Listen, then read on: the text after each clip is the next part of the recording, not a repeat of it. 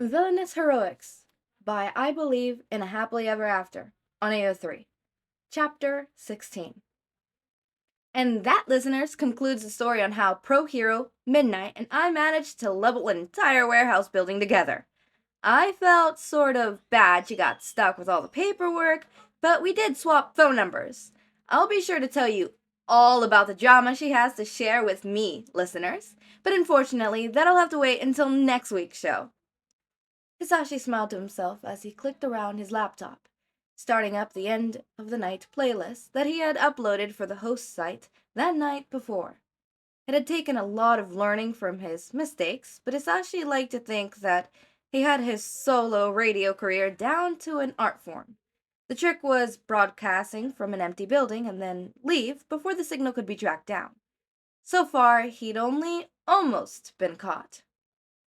Remember that next week is all about pro heroes. Email us at our website with all your wild stories about hero interactions. Did you meet your childhood hero? Did they live up to all the hype? Did they not live up to all that hype? Send it in your stories, and remember to keep those hands up as we end another night and start another beautiful morning. My name is Present Mike, and here's to all you heroes and herolettes keeping us safe out there. Good night and good morning, Japan. Cutting out his microphone volume while slowly increasing the volume of the playlist, Hisashi smiled to himself as the comment wailed, filtered with positive and excitement feedback as always. If his villain career didn't work out, there was at least a chance that he could actually get his own radio station. Then again, he doubted anyone sane would trust a radio station to someone with a voice quirk like his. Running through his routine of disconnecting his equipment and tucking it away in a messenger bag, it was only 10 minutes before Hisashi was walking down the street with his hair down in a half bun. His undercover pair of normal glasses were on, and a brown leather jacket. All of it together made him look like just any civilian amongst millions. Feeling his phone buzz, Hisashi digged it out and glanced, half expecting a coworker to ask him to take on another shift. Instead, it was Midnight with a simple message of, "Great work on your show tonight." Thanks. Even if it was a lie to try and gain his trust so she could turn him good, Hisashi still appreciated the kind words. Shouldn't you be asleep? Coming from the guy who just hosted a late-night radio show? Lol, I had a late patrol and teamed up with a racer. He was listening, too. Don't tell him, but I saw him smile a lot tonight. Of course, my radio show is the absolute best after all. Even as he blistered through the text with Present Mike's attitude, Hisashi couldn't stop the flush form across his cheeks as he thought about Aizawa listening and enjoying the show. Aizawa. It had been a little over a week since the moment, and they had yet to see each other since then. Hisashi knew a part of it came from the uptick in villain attacks over the past week, but that still didn't make the separation any harder. Hisashi hadn't even seen him in the coffee shop in the mornings. He supposed a part of that was due to the fact that Aizawa lived on school campus now, but Hisashi had still been seeing him from time to time after he had moved. Maybe he regretted that moment? It was possible, wasn't it, that Aizawa... No. Hisashi knew how bad the world was and how easy it was for the worst to happen, but Aizawa had kissed him first. He had kissed back, and he had been as unwilling to let go as Hisashi had been. Hisashi knew he had problems when it came to hoping and believing in the best, but he wouldn't let himself doubt Aizawa. Not after how far they had come. Not after seeing how sweetly the man could smile. Right. He needed to get his mind off of this. Pausing at the sidewalk, Hisashi glanced around the busy district. He had wandered towards the edges of the area where the dark parts started blending into the more middle-class district. The street filled with incredulent mothers, busy businessmen, and laughing students on the way to school. The air was alive and filled with energy, and it did more to perk Hisashi up than any cup of coffee could. It was easy to let himself get caught up in the flow of the city, only stopping when he saw an open stall of the most recent magazines. Considering his next show would be about heroes and hero gossip, It wouldn't hurt to start doing a bit of research ahead of time. You look like a man interested in heroes. Ah, the stall owner didn't waste any time, did he? I got the latest issue of Big Hero magazines. I even have one dedicated to the new Rising Hero of the Day. Rising Heroes? Hisashi ducked closer and picked up one of the magazines, flipping through it to see it was one of the largest public companies in Japan. They had a high reputation and were very rarely wrong in any of the news they reported. They seem to multiply every year, huh? And not always for the right reasons. Recent as if just a few days ago, the owner chipped. There's actually a few familiar faces cropping up already if you've been watching the news. You know that present Mike one, right? What? Hisashi's head snapped up, the man waving at the magazine and already moving to the gauge of girls that had lingered for a second too long at the other end of the stall. Oi, what do you mean, present Mike? Not getting an answer, Hisashi turned back to the magazine, near ripping it open as he scanned the papers. Half of it was ad space, as usual, but there, in the main article, was a picture of him at one of the raids he had helped Midnight on. He was in full costume with a wide smile, in the accompanying article, talking about a new rising hero that was Present Mike. Considering himself was dressed down with his hair pulled up in a bun and his glasses were the near normal besides a light tint, he didn't feel like anything like how he did in the picture. This is ridiculous. Don't they get him a villain? The article went in depth about the assist he had been giving to the other pro heroes, and the way he had helped on the Trigger case and had swept the nation. It made him sound amazing, but the truth was he had just been lending a hand. He hadn't gone in wanting to be seen as a hero, but it wasn't like villain was an accurate word either. Yeah, Present Mike is the coolest new hero. Startled at the words, Hisashi scrunched up the magazine as he jolted, near hiding behind it as he glanced around him to see two schoolgirls talking about him. Are you kidding? All Might is still the coolest hero ever. Well, yes, but All Might was All Might. Even if Hisashi didn't agree with the system, he knew that All Might had changed the way the world saw heroes. He had done a lot of good for the country. Nuh-uh, Mike is way cooler. Hisashi felt his heart speed up as he realized that there was someone out there who thought he was a hero, and one they admired at that. You just like him because he has a voice quirk like you do. The girl's friend laughed. The girl, who had first spoken, huffed and crossed her arms with a dramatic pout. Maybe I do. He may be new, but he's already my hero. Ah, we're gonna be late. The two girls were gone as quick as they appeared, disappearing into the crowds of people, as Hisashi stared at them with a crumbled magazine, trying to wrap his mind around the fact that he was somebody's hero. People were starting to see him as a hero. It was something he had dreamed of when he was younger and still believed a hero would save him, but he had given up on that dream when he realized nobody was coming to save him. Then again, a hero had come to save him. It was a dream that he had abandoned so long ago, but Eraserhead had told him differently. Aizawa Shota had told him that he could be a hero. He had told him that as a hurt civilian and as a renegade villain. Everyone said he was a hero, but could Hisashi really call himself something that he wasn't? There was a reason he called himself a villain and not a vigilante. The system was broken. Hisashi knew how broken the entire system of pro heroes was. The system had shattered long ago, but it wasn't wrong of him to still want to help people, was it? If people called him a hero, called him their hero, it wasn't wrong to want to try to be worthy of that, right? Well, President Mike, I suppose this explains why you were never interested in my offer. Leave it to my luck to try and push my product off to a hero. The words were cruel and smooth and came from a voice and face that could be easily forgettable. It was that easy forgettability that made Hisashi realize just how badly he had fucked up. Oh, come on! Can't we let bygones be bygones here?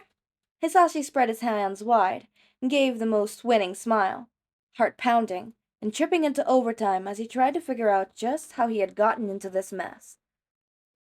I was just passing through. And in passing through, I see you managed to break the nose of one of my men.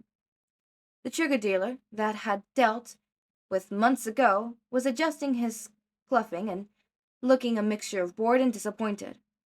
It was that total disinterest that had Hisashi's blood boiling, considering he had stumbled across him and a group of men attempting to kidnap children stayed out of an orphanage. He had been too distracted. Hisashi's thoughts hadn't left that conversation he overheard about a girl calling him a hero, and he had stayed too far from his usual route. Now he was in the part of the area that bothered on more proper areas, which was why this was so horrifying. It was broad daylight, and Hisashi had appeared where men were roughing up the caretakers and gathering children up like they were nothing more than some scared puppets. He had charged forward just as the shield had gone up, and he wasn't sure if it was good or bad luck that he was stuck. But he at least had his back to all of the children and was between them and the threat that was after them. Hisashi hadn't expected those people to know him and think he was a hero. He hadn't expected there to be a powerful quirk user who could form shields around a large area that so far seemed unbreakable. He hadn't expected to be trapped and up against a group of powerful-looking men who numbered over a dozen, with just as many children behind him. Fuck. He should have just stood aside and called up the police station and waited until a real hero had shown up, but the children had been crying. I have to say, President Mike, your disguise fools us all, didn't it? It makes such a convincing nuisance that no one thought to look any deeper, seeing as it's just us now. However, why don't you show us who you really are? None of the villains were charging forward yet. But why would they? Hisashi was soundly trapped along with the children. He didn't dare use his quirk when it was possible that sound waves were to bounce off the shield and hurt the children behind him. And a glance outside showed that none of the heroes were having much luck in getting in. There was at least 2 or 3 heroes outside the transparent jade green shield made of what looked like pure glass.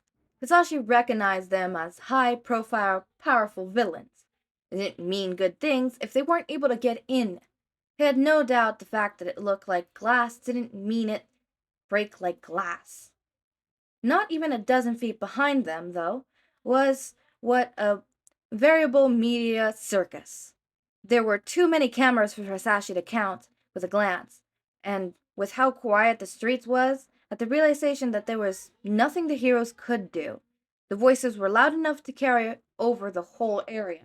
Yo, man, no need to sound so crazy.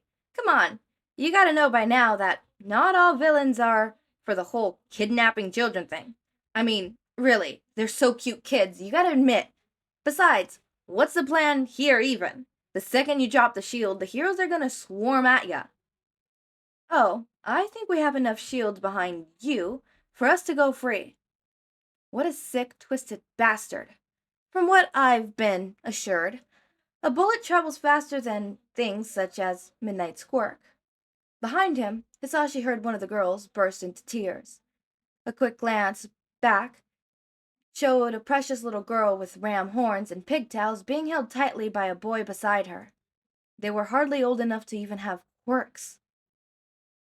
Damn, you're darker than I am. Hisashi laughed, wild and loud and so fake. Come on, man, you're just a low-time dealer, ain't ya? Let this go and you'll probably get a pretty low sentence. I thought I asked you to show me who you really are. Yes, well, that wasn't gonna happen anytime soon, now was it? Yamada Hizashi. For a second, Hisashi was impressed that the man knew his name. Then he realized there were cameras on them, and broadcasting to so many news networks that President Mike's true name was Yamada Hizashi. Even if he were to turn around and leave now, everyone would know. His name was a common one, but yellow hair, glasses, a mustache, and so many other little clues. It wouldn't take a genius to put it all together and everyone who knew him would know. It was the realization that Aizawa would know who he was that really made it sink in. The public may have thought he was a hero, but the other heroes and the police, they would know the truth. They would know the truth that he had managed to hide in plain sight, and now there was no going back. His saving grace before he had been the fact that the police station had never really cared about a nobody that never used a quirk in fights. As it was now, though, there were people who knew how dangerous he and his quirk were. You do your research, I see. Hizashi dropped his hands that had been held up in a pacifying gesture, staring at the palm. Nicely dressed man in front of him. He could have been one out of millions. That was what made him dangerous.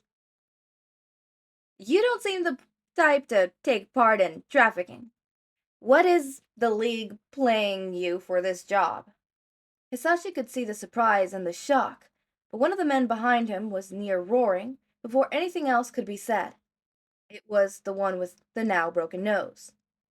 Why don't we just kill him already? He's in the way and we're on a time limit. So there was a time limit to the amount of time the shield could be up, was there? That was good. Hizashi could delay them until it fell, and then the other heroes could take care of this mess. If it was one thing Hizashi could do, it's draw out the time. Patience, Karim. We have time enough. This is the man that has so many of ours locked behind bars. And after all, that radio show of yours was quite useful, wasn't it? I was never a big fan of drugs myself, and yours are just nasty. Judging by the lack of black tongue, the man knew that too. Perhaps, but they'd be oh so useful. The tone told him all he needed to know, and a simple look showed just how many trigger users were part of this group. You really think a singular hero can stop us? Perhaps it's good that you're here. We can show you to show these children that death is not outside the realms of... I'm not a hero. Hizashi didn't let his words be soft and lost to the wind. He glanced back to these terrified children, all so young and new to their quirks, and he looked at the cameras that were trained on him. The world was so still silent. I'm not some hero or vigilante or silent do-gooder here to help people. Your records seem to say otherwise, Present Mike. You've been quite busy, haven't you? Patrolling your streets, stopping muggers and thieves, teaming up with pro heroes, and my oh my, does the list just go on. I'm not a hero, but I'm not a villain either. Just admitting that he was no longer a villain, he had known. Of course he had known. But saying it seemed to release a weight off him that he hadn't even known was there. But I am someone trying to make a point. A point that you'd be making with your death, I hope. The trigger dealer looked behind him, nodding at the dozen men behind him. The one near the back was far from danger. Was no doubt the one causing the shield to be active. I'd say it was a pleasure, Present Mike, but it really wasn't. Don't fight them! The voice was almost whisper soft, and Hizashi startled at the realization it came from the little girl with ram horns. If you fight them, they'll kill you, and I don't want to see anyone else die in front of me. Just let them take us, Mr. Hero. Yeah, we'll be okay, we're tough. Just like that, the children were all agreeing and chiming in that they would be fine, and that Hizashi should just step aside so he didn't get hurt.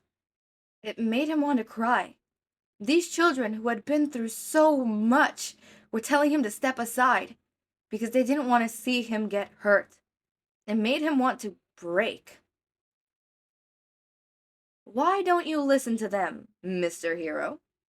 Head jerked back up. Hizashi swallowed as he saw the group advancing.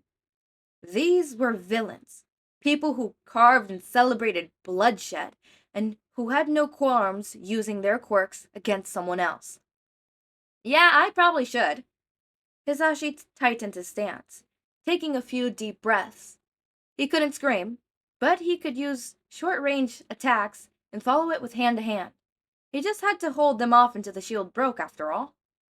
Hitoshi took one last glance at the cameras that were trained on them. The entire world seemed breathless for a moment, while Hizashi mused. At least he had finally gotten what he had wanted since all this began. The eyes of the world were watching him. Hisashi's whole "I'm not a hero," we clearly know that he's a vigilante, because he's like, I'm not a vigilante, I'm not a hero, I'm not a villain, I'm just someone trying to make a point. For him, I feel like it's more of a deep down inside, he doesn't want to accept that he is a hero or a vigilante or someone who's actually doing good, because his whole life he's been told he can't do that. So in his mind, it's like a hard rule, right? Like, a lot of people have quote-unquote hard rules, right? You know, one that's very common is, don't put your hand on fire, because, like, you're gonna get burned, right? For example, in here, he's been told this so many times that he so hardly believes he can't be a hero. No matter how absolutely mind-boggling wrong he can be, and how absolutely, how it's very obvious that he is, in his head, it's going to be really hard to unwind all that, may I say, conditioning he's had since he was a little kid. He's been conditioned to think that he can't be a hero.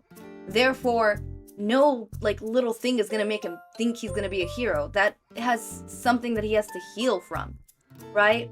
But also his point of, I'm just a person trying to make a point. For him, the label hero, villain, vigilante, it doesn't really mean shit, because what he wants is to make a point, to change the world for the better. That genuinely actually makes him a vigilante and a hero, but, he doesn't want to accept that, so he won't accept that. We'll let him not accept it. But, yeah, I find this chapter really interesting, and I really hope he comes out of this, in good hands. Judging by the author's, username, I like to say that this is gonna have a happy ending. And if it doesn't, that's just cruel. And I will cry. And I will sob. And I'm sure you guys will too. As always, my raindrops, make sure to eat, sleep, drink water, take your meds. Have a wonderful day or night. Link to my social Discord server. What? To my socials and Discord server. Okay. Are linked in the description. Subscribe to see more of my content, and thank you so much for watching.